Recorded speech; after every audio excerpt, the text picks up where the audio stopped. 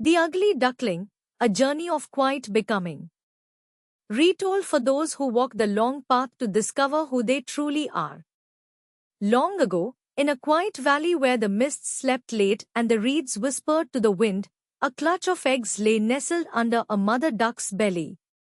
The world was not in a hurry then, spring crept in like a sigh, and the pond mirrored the sky so perfectly that birds often tried to fly into it.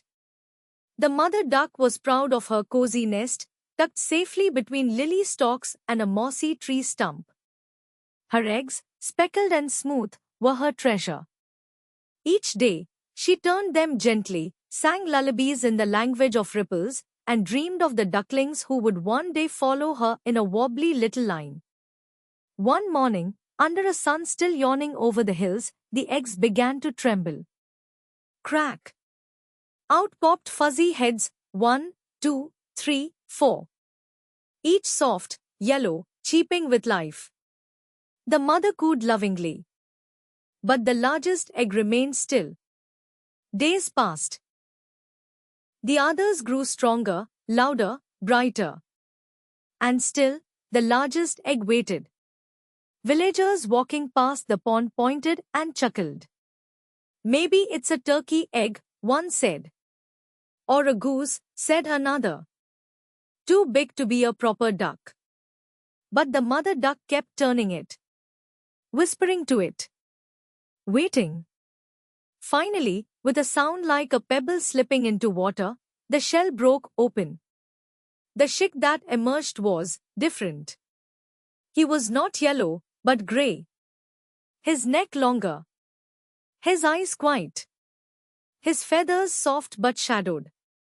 The ducklings stared. The mother blinked, then pulled him close with her wing. This one, she said simply, is mine.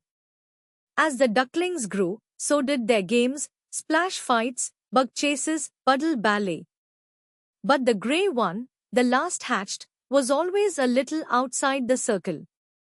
He laughed when they laughed, but somehow the sound didn't echo the same way. He swam farther. Thought longer. Watched birds no one else noticed. Why are your feet so big? Why do you paddle like that? You look like mud.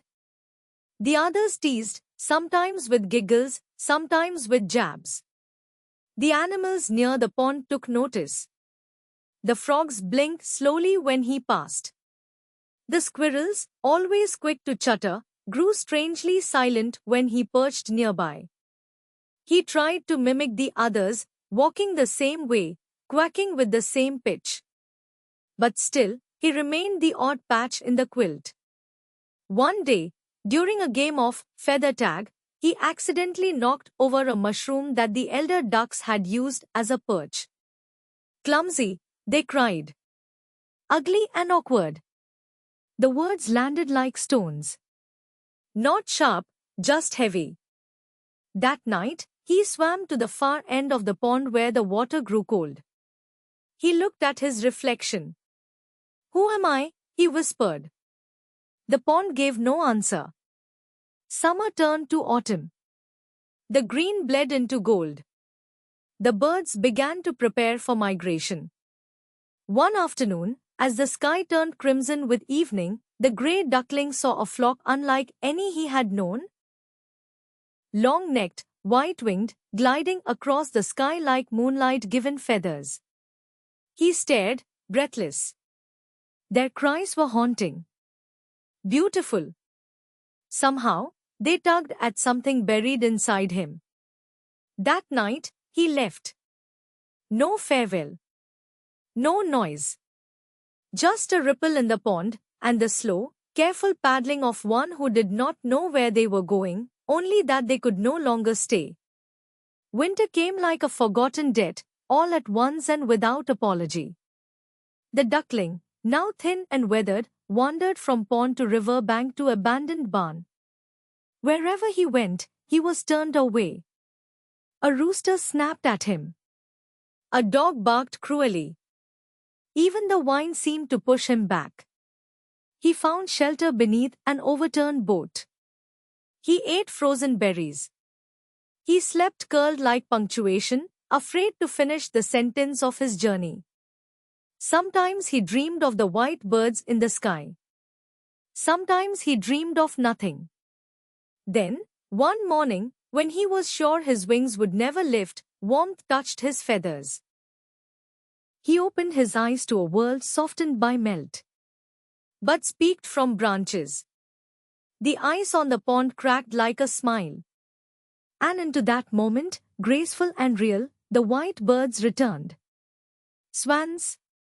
They glided across the water like poetry in motion.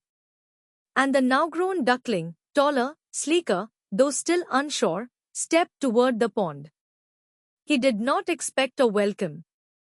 But one of the swans looked up. "Come," she said. He backed away. "I'm not like you." The others turned. Their eyes were kind. Not surprised. Not mocking. He shuffled toward the water and looked down. The pond reflected not a duckling. Not a shadow. A swan. Pure. Elegant. Real. He had not changed in a moment. He had become. He sought that evening. Not to escape, but to return. To the pond. To his mother. To the reeds and the place where the world first called him too much. He no longer needed approval. He flew for himself. And beneath his flight, villagers stopped and pointed again. "Look," they said. "A swan. Did you see where it came from?" It looked familiar somehow. But only the mother duck understood. She watched the sky and whispered, "My little one flew into his name." Moral? True beauty doesn't bloom on cue. It grows in silence. In waiting. The world may not always see your shape, your song, your soul. But that does not mean you are not becoming something magnificent. Thanks for watching. Please like, share and subscribe. ALP Academy, learn lightly, grow deeply.